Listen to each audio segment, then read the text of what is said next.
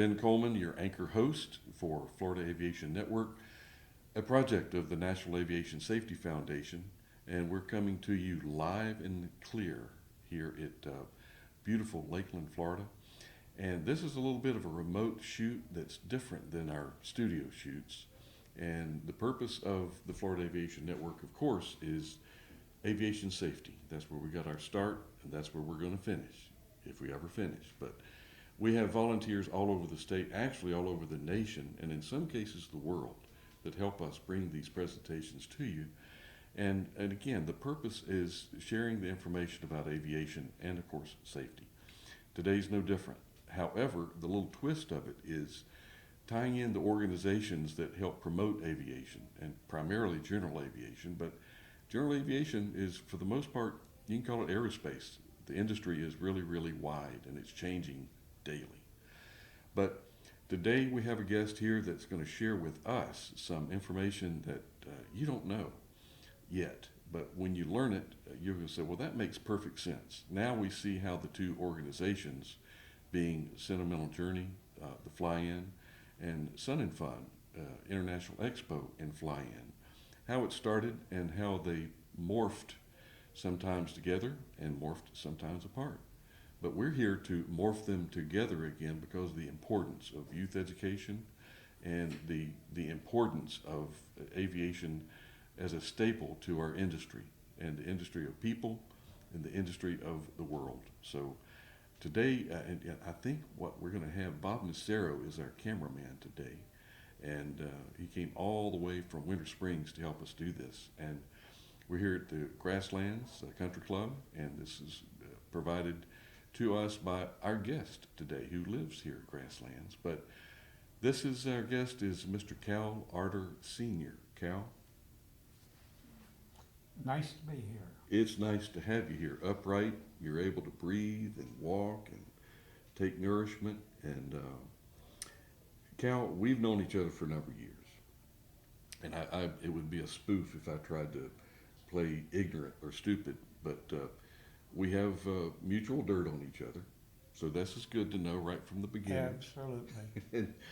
But the beauty part is we have something, a concentric part of our life is Piper Aircraft. And I joined Piper as a whippersnapper back with the purchasing department, actually getting the raw materials in to make airplanes in Vero Beach. And I was 19 years old when I did that. And you started with Piper back in your early 20s, I believe, up in Lock Haven. Tell us a little bit about develop what makes Cal Arter Cal Arter. Well, it wasn't the 20s. It was the 60s. Well, no, you were in your 20s. Oh, yes. In yes. the 60s. True. Yeah. Well, I was always interested in airplanes.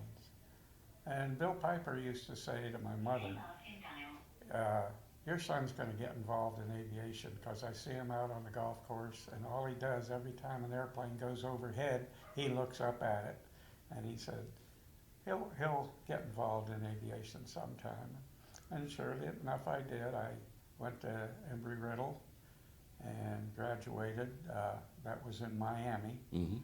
I got my A&P license. I got all of my other licenses there. And I've done some corporate a little bit. I've done some in bigger airplanes and things.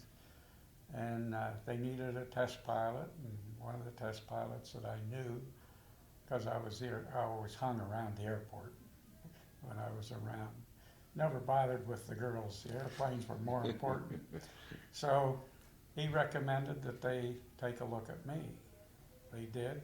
They hired me as a test pilot. I did fortunately know a lot about the design and building of airplanes because I hung around Piper Aircraft. I saw how they tortured the airplanes and see where they break and go through all of that stuff. Mm-hmm. So I had a very thorough knowledge of the engineering side of how they design it and why. You probably knew Walt Jamino. I knew him very well. And a lot of folks don't realize where did the J come from in Piper Cub? No, it did not come from Walt Jamino. Oh, he told me a fib. He said that was me. Well, no, it wasn't. I forget where it came from. It's in the book, Mr. Piper and his Cubs, but Jamino was quite an interesting character, great engineer, and, and he's not with us anymore, but I had the pleasure of sitting in on a deposition with him one time, and I will never forget it, but that's another story. But Cal, you were a test pilot with Piper, and then you kind of, that was in your early 20s, and then you kind of grew and accepted other positions with Piper. I didn't like flight tests. It was kind of boring. I mean, doing the same thing over and over and over and Go over. through a checklist. Yes, it does And this. Yes, I'd it does rather that. be around people. Mhm. So when things got a little tight and they were going to have to lay off a test pilot or so, one of the employees recommended that they keep me for future, and they put me into sales. Now that's where I really like to be. Mm. So I went over under Howard Graves, over in the delivery center, and the rest then, my career with Piper is history. Well, I can tell you, as in the ranks and file, you cut a pretty big swath. When Cal was out on the road, you did an awful lot of flying. Davenport, you and Dav worked together quite a bit, and I guess one of the biggest things is the Cheyenne 400 LS when, or 4, and it went to 400 LS, and I think a guy by the name of Yeager, didn't he fly around with Dav in that airplane? Yeager? Yeager. Oh, Jaeger. Oh, yes. Yes, Yeah. he did. They broke a lot of records. And they didn't break the airplane. That was a good No, thing. they didn't. They broke all the time to climb, speed, and records and altitude records for that class airplane, and records to Europe and back. I did one. Dav and I did one. I think it still stands. The speed record between Boston and Paris. Mm. But they did a lot more with Jaeger. Well, Cal, and we don't want to introduce too much dirt here, but did anybody land a Cheyenne 3 up at Lock Haven a little bit short of the runway one time? Yes, Seems that like was the name called- Gillespie comes to mind. that was called the Corpac Tree Trimming Service. Okay. We were out in, I think out in LA for NBAA, and we flew all night coming back to Lock Haven about 4 in the morning on Friday morning. Well, I guess it would have been Saturday morning. We're coming in, and we got a little too low, hit the tops of the trees, and landed in the parking lot and taxied up to the runway. Fortunately, very little damage was done. They fixed it up on late Saturday and Sunday, and then we left to come back to Lakeland. But that was, we found out later, a default in the handmade windshield in the prototype that we were flying. There was some It delamination. magnified, it Yeah. brought the airport closer to you than what it really was. Well, that's service test in the real sense of service test. So you learned something out of it, and nobody got hurt. Yeah. The airplane was usable again. That airplane was so over-designed. I mean, it was one of the finest. No, there wasn't an airplane made that could compare to that airplane. Piper's philosophy of building airplanes, they built strong airplanes, good airplanes, and they kept them pretty simple from a maintenance standpoint. Yeah. Cal, in getting to the primary purpose of our topic here, I wanted to elaborate a little on your background because you have ultimate credibility, Well, and that's credible. And folks say, well, I could never do anything like that, and I think you'd beg to differ. well, when I first started, I thought I could never fly the Atlantic Ocean, and that became very, very simple, very Mhm. easy. And the Pacific Ocean made the Atlantic Ocean look like my bathtub. That was another Well, interesting point, flying back and forth on the Pacific. Cal, I don't think we've got enough time or enough digits in that camera to get your experiences in South America and all the head of states, dignitaries that you've been flying with down there. And that's the reason I wanted to try and find out what brought you with Piper as a manager with Piper into the fold with the Sun-N-Fun folks. Well, they moved me down here in From Lock Haven to in Lakeland. 1959. And they built the Or, Lake, 1969. And and they had built the Lakeland plant for the Pocono, wasn't it? Why the that was, primary they built purpose? it for the Pocono, and they decided that that was not going to be the airplane that they had hoped, and the new management canceled the project. So the plant sat empty for quite a while, and then they started building some Navajos down there. But with the Cheyenne 3 coming out, they needed space, and since we were the retail arm of Piper, they moved our whole department down in 1969. And in 1970, I saw the first part of Sun-N-Fun building up for it, and I went over, found out what it was about, and took vacation, helped them put fencing up and things like that. So you volunteered. I volunteered at Sun-N-Fun. And then after we got the fencing up and the thing started, since I had a two-way aviation radio in my pickup truck, they said, can you sit out there and people call in, tell them where to go. So that was my beginning with Sun-N-Fun. And I worked over 40 years at Sun-N-Fun as a volunteer, mostly in the tower, Sun-N-Fun South Tower. And how did Billy Henderson fit into this scheme? Well, of course, I was around Billy a lot. Billy, in that time, Sun-N-Fun was a lot smaller. So you got to know everybody, and working in the tower, Billy come up and see us. Duffy Thompson met with me and kind of liked the tower thing, and he was kind of my mentor. But Duffy was a very, very sharp person, as was Billy. And so we became friends. And so from there on in, Billy, when I had a question about something, I'd go to Billy or Duffy, and I would get a good answer, not a bunch of BS, that can happen. It would be an answer that I could count on. And so Billy, he had Sun-N-Fun going at that point, and you still had ties with Lock Haven because that was home for you, and your folks were there. Well, I had left Piper at that point. They had just promoted me to Director of International Sales, and both government and civilian. But my parents needed help at home. They were getting older and really needed help. So as much as I hated to turn it down, I did. They kept me outgoing as a consultant for about 3 years after that, but which I could do and still take care of my parents.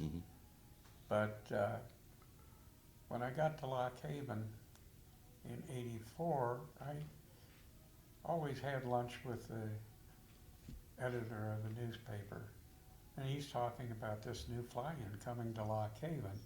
It was going to be for the Piper Cubs 60th anniversary, or 50th, I'm not sure which.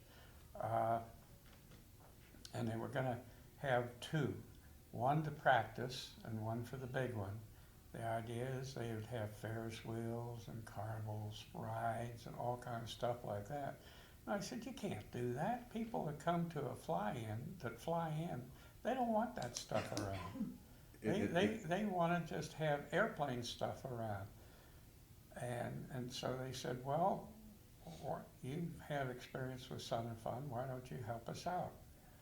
I got hooked into it. And this is still... At this point, I called Billy. I said, Billy, I'm in trouble. And I told him about it. And he he mentored me through the whole thing. And he finally came up to Lock Haven and spoke at our Rotary Club and some other clubs about the economic impact of a fly-in, what the people really want, and that should be an annual thing and not stop after 2 years. Keep it ongoing.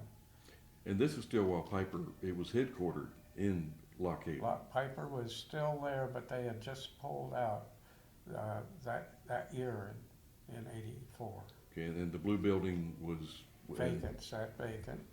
and you'd have to go to Lock Haven back when the blue building was blue, and that's where the management for the organization was all located. Third floor. I'll never forget going up to J. Lynn Helms' office up there, and it was a big deal. And Piper has it's always been well. Read Mr. Piper and his Cubs, and just look into some history, and Piper's still doing okay over in Vero Beach, and the museum aspect of Lock Haven. There's a very, very beautiful museum up there, and I think you had something to do with getting that thing started. Yeah, my mouth often gets me in trouble.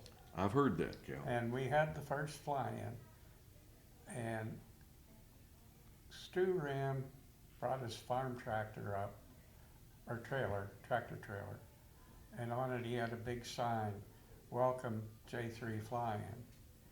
And the owner of the Piper corporate building said we could have a banquet in there, a cocktail party for all the dealers and distributors.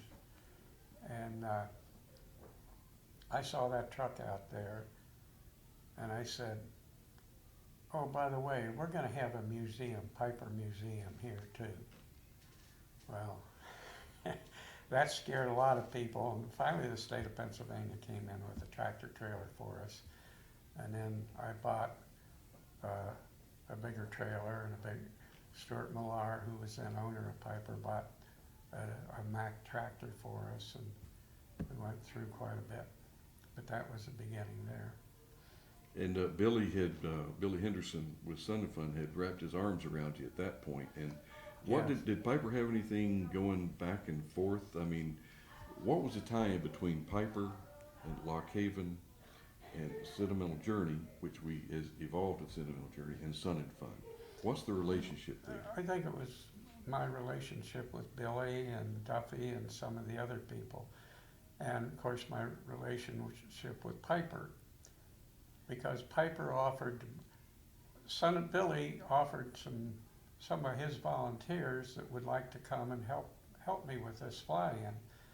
And so for Piper, they donated 2 Cheyenne 3s pilots to bring up some volunteers that were volunteers at Sun-N-Fun.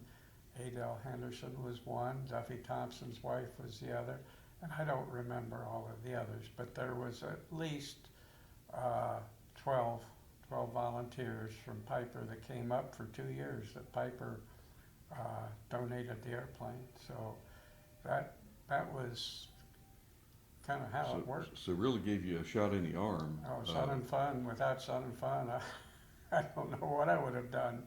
And Sun-N-Fun's help by sending volunteers up. Well, and a Sentimental Journey, when did the term, or when was it coined, Sentimental Journey? That was before me. Okay.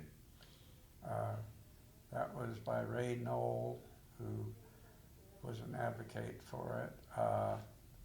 And they called it Sentimental Journey to Cub Haven, meaning the Cubs were going to come back to where they were born. Okay. This is a good time. I'm going to try to get through this without choking up, but the mission statement for Sentimental Journey. This is something that not everybody knows until we put it out for the world to hear. This is out of the corporate books. The mission statement is to preserve the heritage of Piper Aircraft Corporation, its history, and the aircraft that were built in the former headquarters in Lock Haven, Pennsylvania from 1937 to 1984. To offer owners of Piper aircraft manufactured in Lock Haven a source of community, sharing of vital resources and information on the use, preservation, restoration, and safe operation of their aircraft in the form of educational seminars and forums. These forums and seminars offer the same educational opportunities to owners of various other makes and models of aircraft as well, to provide the community with a positive economic impact from the attendees and tourists who attend the annual and other various events hosted by Sentimental Journey Incorporated. That pretty well sums it up, Cal. And that's a good, solid, short foundation for why we do what we do. And it's not just the economic impact, it's the education of the youth. And we just finished a very, very robust Sentimental Journey, and usually in June. It started, I think, in August. But Yes, then we've tried it in every month in the summer, and we finally settled on June as being the best weather. well, and you know, there's somebody else, Cal, that's very interested in this, and Congressman Sam Graves. I've kind of developed a friendship with Sam, even though he's Missouri, I'm Florida. He tries to get me to move to Missouri, and now I say you move to Florida. So, but Sam Graves is interested in making the Lock Haven a national landmark for the nation because of its contribution to aviation, the Piper Cub, and not only the Piper Cub. There's a lot that came out of that valley up there, and if you've never been to the Susquehanna Valley in summertime, it's absolutely just gorgeous up there. And I understand why William T. really enjoyed and made quite an impact on the little community of Lock Haven, and a lot of history up there. And it's needing some help. It does need some help. But one thing that we need to do is preserve that textile mill where these airplanes were made, and it's because how many other manufacturers can boast, you know, their original headquarters is still standing. Not many. And so that's the reason that I'm trying to develop what you have done, and what you're going to do coming up. You're not done yet. You ran it for quite a few years, Too many. and you stepped down as Sentimental Journey president, but you're still involved with the board and still involved with some of the decision making. And next year, I believe, is the 90th anniversary of Piper, and they're going to get behind and support the museum, bring one of their new M700 Furies up, and some of their executives, and it really has the opportunity to be a stellar year for Sentimental Journey, and people come back to see where the Cub started and what the Cub has evolved into. So a lot of history, and this is something that the kids, they don't get that unless they are able to sit down and talk to you, or scan through the internet to see what kind of history there is. A lot of history. And what really blows me away, I didn't realize that they flew Cheyennes, the volunteers here at Sun-N-Fun, up to start. And Billy, I guess it was considered kind of a sisterhood, brotherhood flying event. Yeah, Billy was a crutch for me. Okay, and I would like to say a motorized crutch, because he did an awful lot to help.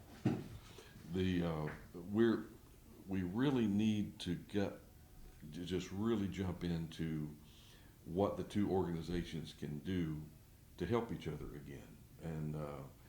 And I've talked with Eric Washburn, the new chairman of the board for Sun-N-Fun, and he's very interested in rekindling that sisterhood of the two organizations. And Sentimental Journey will not be and not intended to be anything big like Sun-N-Fun, because I just read the mission statement, and it's not to become an international expo for vendors and tourists. It's there to enjoy the aircraft that were developed there, and people like to come back to see those old airplanes.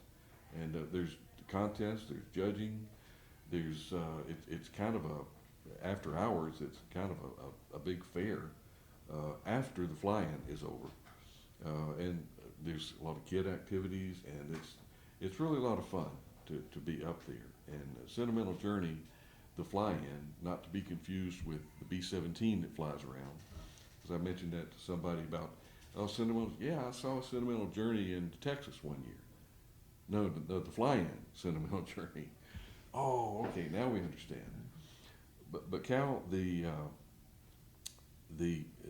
again, the tie-in between Sun-N-Fun and the Sentimental Journey folks and the museum, if you have not been to the Piper Museum at Lock Haven, put it on your bucket list, because there's a lot of things that you'll never ever see anywhere else but there.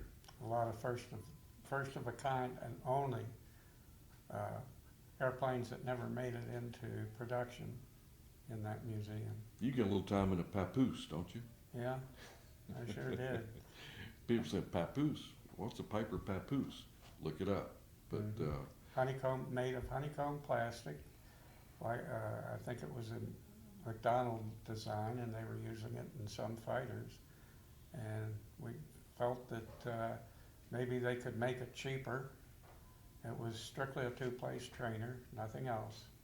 And it turned out that it wasn't.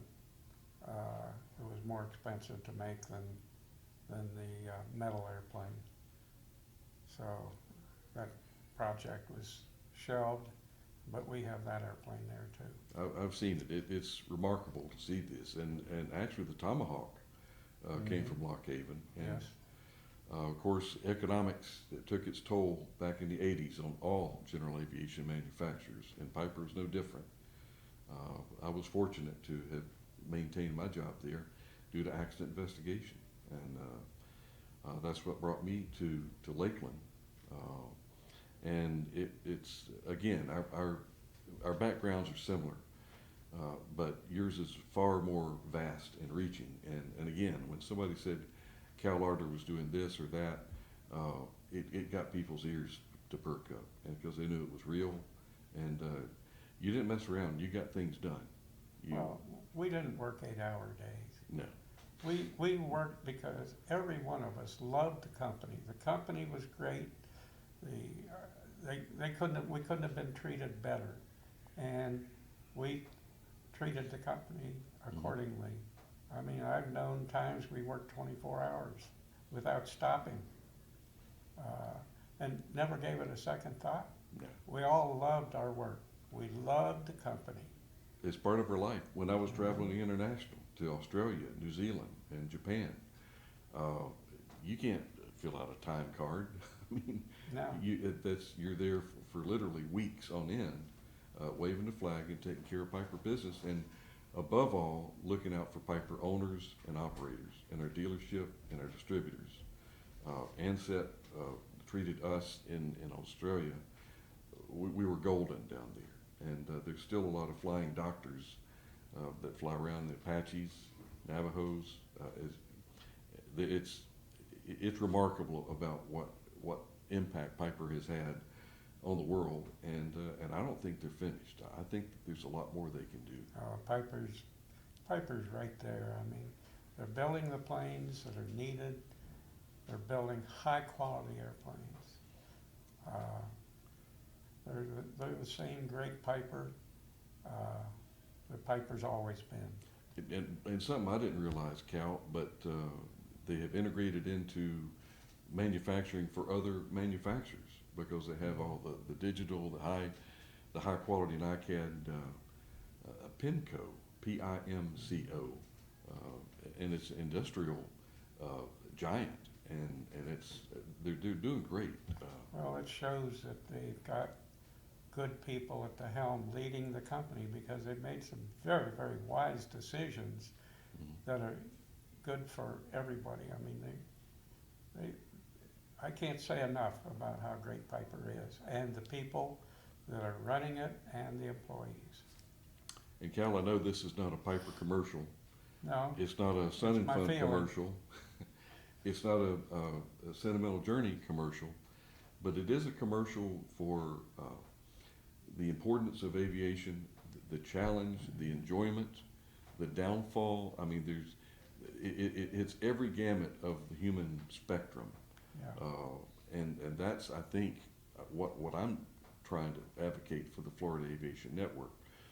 Cal, is there anything, as we kind of wrap this one up, and this is the first of many interviews that we're going to have with this man, because I want to learn a little bit more about what was going on with Corpac that you can say in public. That I can say in public, yeah.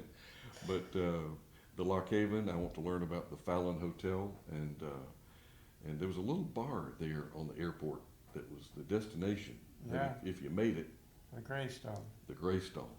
And if you don't know about the Greystone, I don't even know if there's anything in the history books about the Greystone, but the No, best there best wings and the coldest beer in the world. Mm-hmm. Few airplanes sold over a bar there. Many, many. Few airplanes sold over the bar in the Fallon Hotel and Clinton Country Club. The Clown Room seems The to Clown ring a bell. Room, yes, we won't go into that. Okay. Well, Cal, is there anything that you'd like to leave with us as we kind of cogitate on what we've been battering Yes. about here? Yes, I would like to say this to everybody out there. Our fly-in is always the third full week in June, starts on Tuesday through Saturday night. We need volunteers. We need great volunteers. It's hard to get people. All the older people are passing on, and we need more volunteers to come up and help us. That's the biggest thing we need. We have the best fly-in. People come there because they don't want an air show. They just want to tent under the wings or be in the area and watch people fly. And that's just a laid-back fly-in. It is, and it's very family oriented, and it's in talking to Gene Conrad, Gene says the more fly-ins, the better. It's better for the industry to have a fly-in, but there's a lot more than just saying, hey, we're going to have a fly-in. There's a lot of organization, there's a lot of preparation, because as part of the Sentimental Journey management, you're the host, and you're there to welcome our guests and to give them a feeling of security, a feeling of value, a feeling of worth, and that's what's fun about the fly-ins. And look at all these beautiful little airplanes that are being meticulously restored, and that's what brings up the maintenance aspect. The mechanics, pilots, the wannabes, there's something for everybody up at a fly-in. And I must say, the new management, thank God I'm not there running it anymore at my age. The new group that's taken over has done an absolutely remarkable job with some innovative ideas to make it better, more fun, and more places to fly out to, the sea. I was totally impressed with this year's fly-in and what they did and how they brought it together. Well, I tell you, I'm anxious to see what 2027 is going to bring with Piper's involvement to let people realize that the heritage that goes back in that. And again, Sam Graves and I are not going to stop until it recognized as a National Historic Landmark, because it is. Yes, it is. Well, Cal, we're going to hold up on this end of it, as far as giving you education and teaching you how to get this message out, and you just did, as far as asking for volunteers and support and sort of assistance. That's what we're here about, and I want to thank you for your time. Well, thank you, Ben. And we're going to do this again sometime. Cal. Okay. All right. You stay alive, I'll stay alive, and we'll keep the camera rolling.